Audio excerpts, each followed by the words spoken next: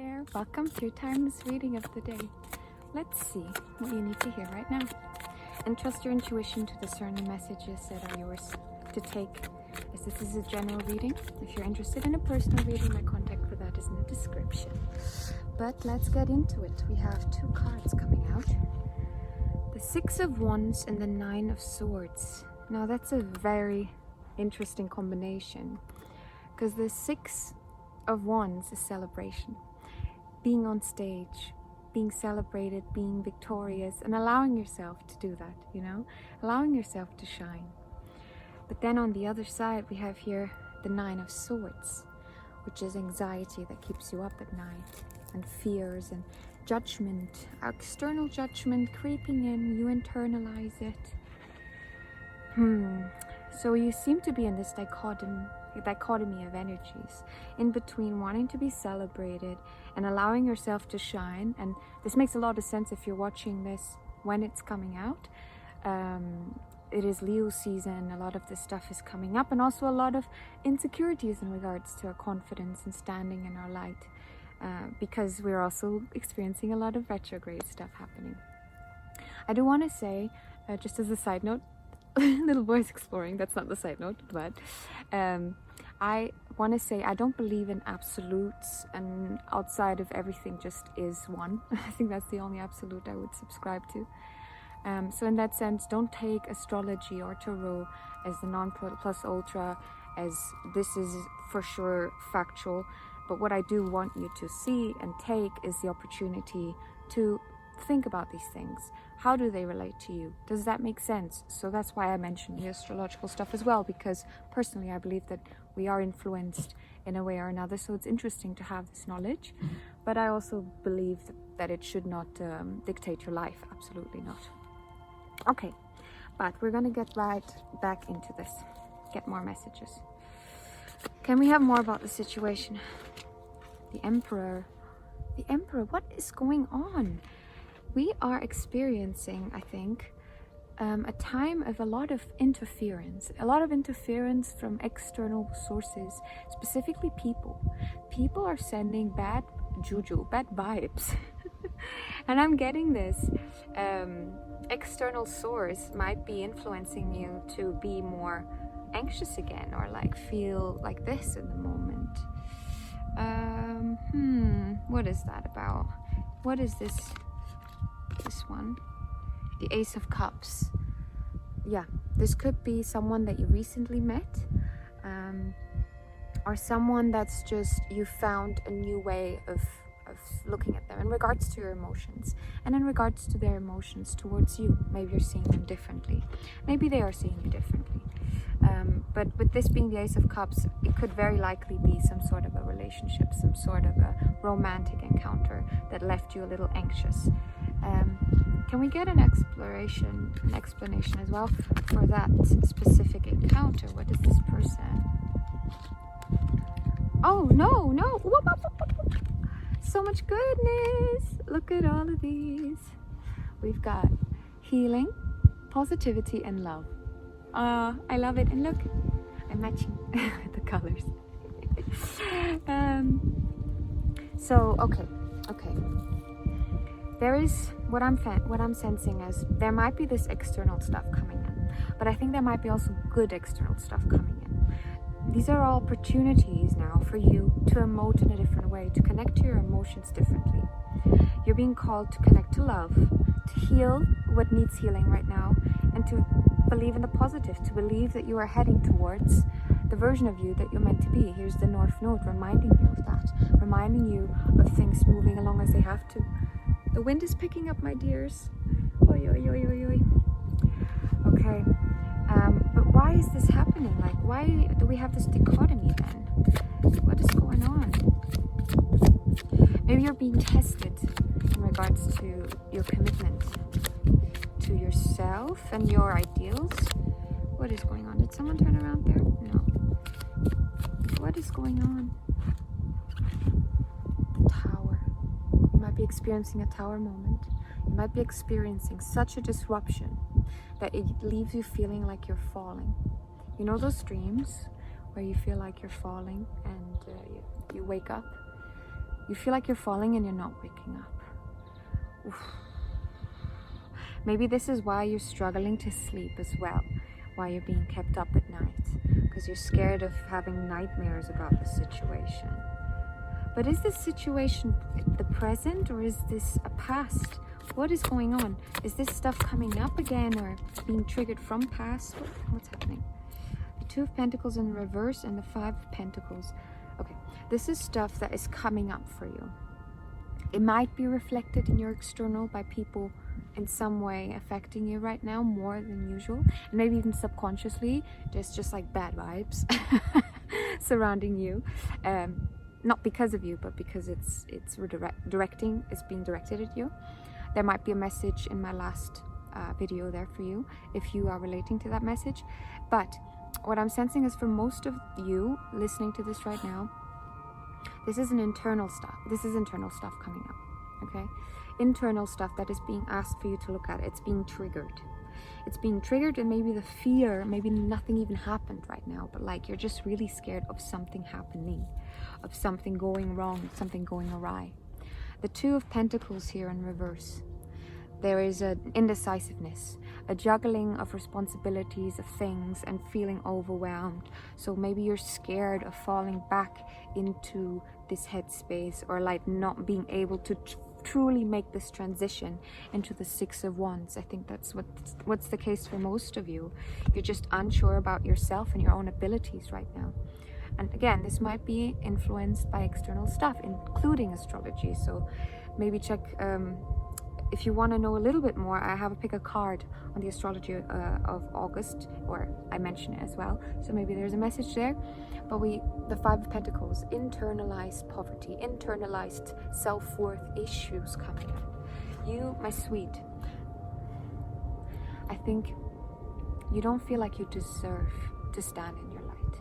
It's like, you know, this is where you want to be and what you're working towards, but this deep belief, there's a deep belief inside of you that believes that you're not good enough, you're not worthy of it, you shouldn't be in that space, it's not meant for you. I'm sorry, my dear, but it is. You're healing, you're trying to heal this, I think, but I'm gonna see what we can do to help you there. What can we do to help the collective? What can the collective do to help themselves? Because you can't control the external. Like, I can't control that the wind's picking up right now. It is what it is. I hope you can hear me. But I can control this, for example, speaking a bit louder because the wind's picking up. So in that sense, make sure to really analyze your situation so you can best tend to your needs in it. Okay? The Knight of Wands, yay! What you can do to work on this internalized self-worth issues, okay?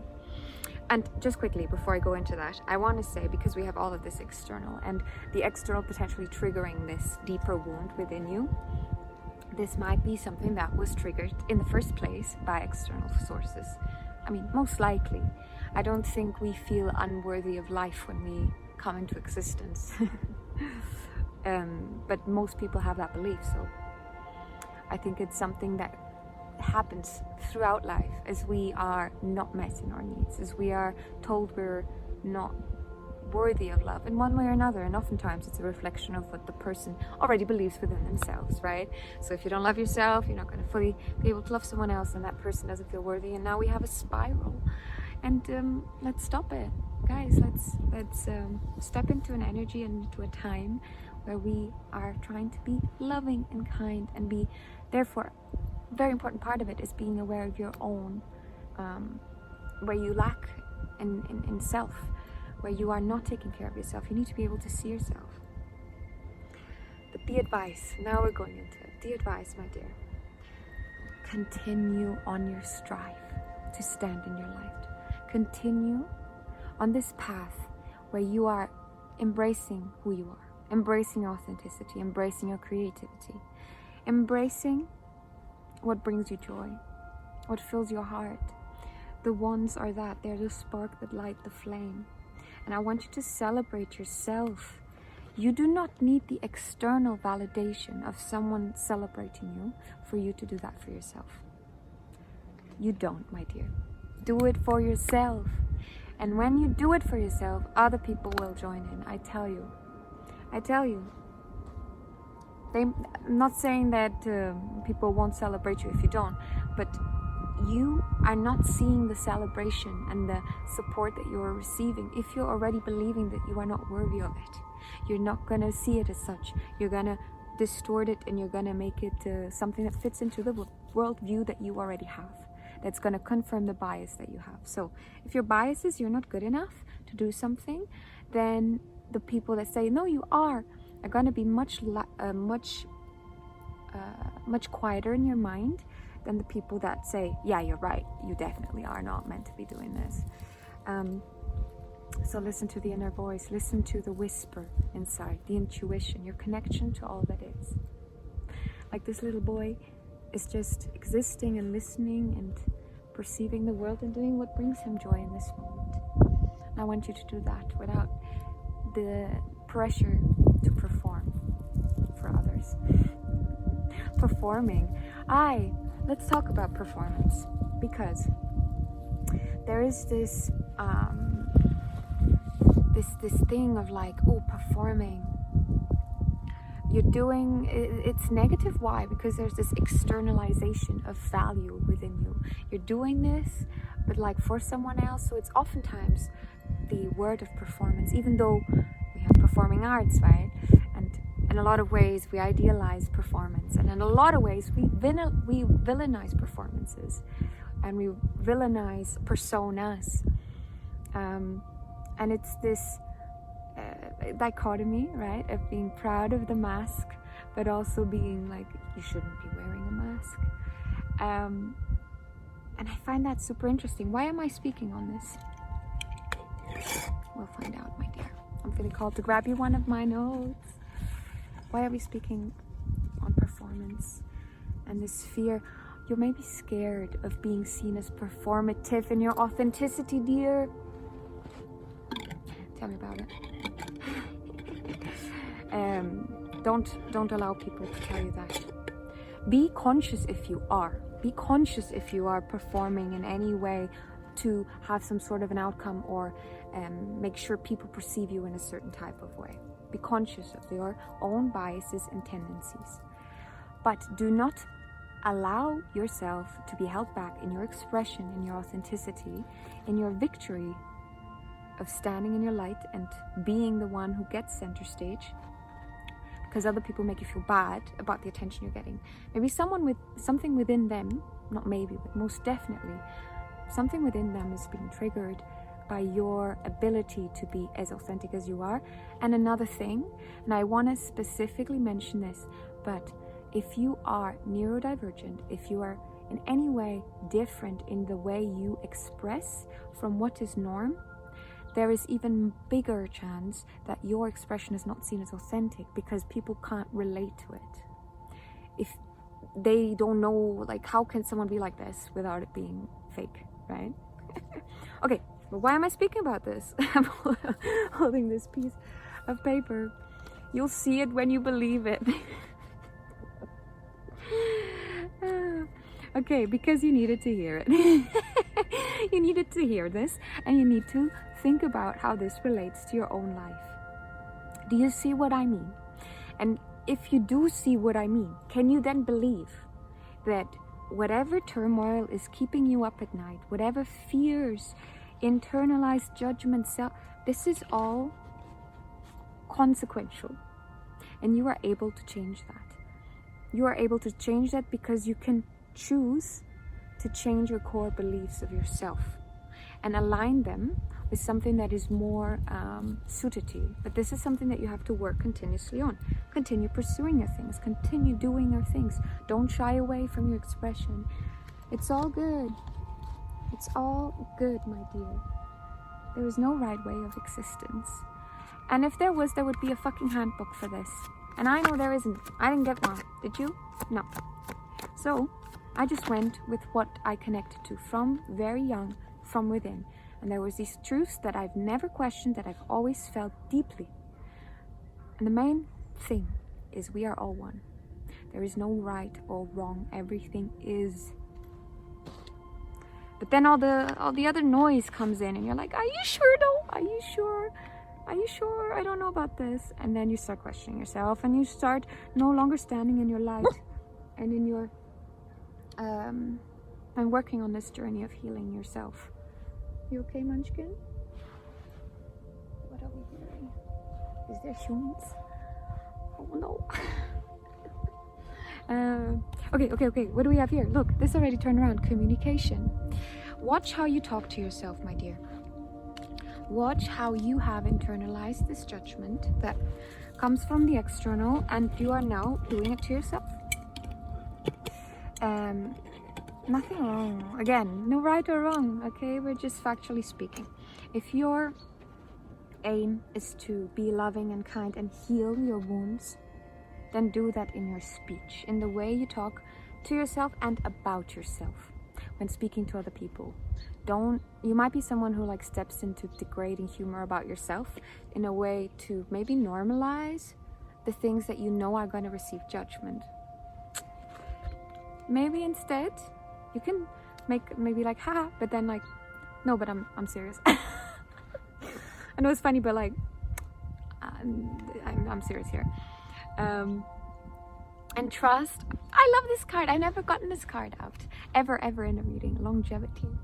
Look how pretty, so pretty. And we have Scorpio energy here for some of you. Maybe this is important to hear, but we have Scorpio energy here, and in general the water signs. So there's Pisces and Cancer there as well. And we have trust. So I think you're being called to trust. Trust that what you are doing now is essential work that will last you a lifetime. You are working to establish such a solid foundation that no wind, no storm is gonna disrupt your house. Nothing is gonna be blowing it away.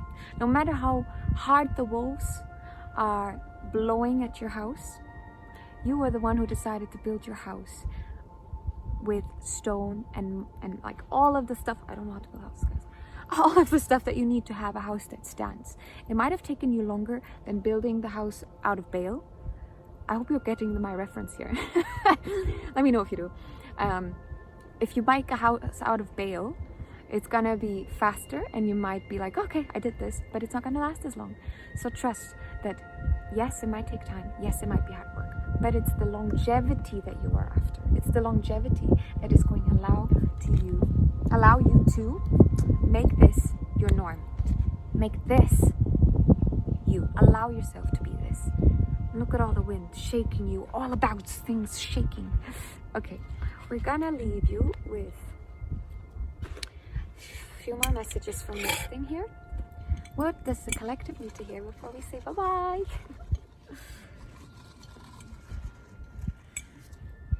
1, 2, 3. We have, it's time to harvest the fruits of your labor. Okay, so I was saying this in the beginning. I think you've been doing this work for a while. You've been on this healing journey, you know, trying to step into a more positive headspace and working on your self-worth and self-love issues. And trust that you are on the right journey and that the fruits of your labor are coming in. But just be conscious of the way you communicate with yourself, about yourself. Be conscious of all of this. Be conscious of how you allow the communication and the input of external sources to impact how you see you and to confirm biases that you know are long outdated within yourself. Expect the unexpected. Oh, are you excited? Oh my gosh. Well, I'm nothing to say about that other than expect the unexpected here. And let me know if something happens as you continue on this journey.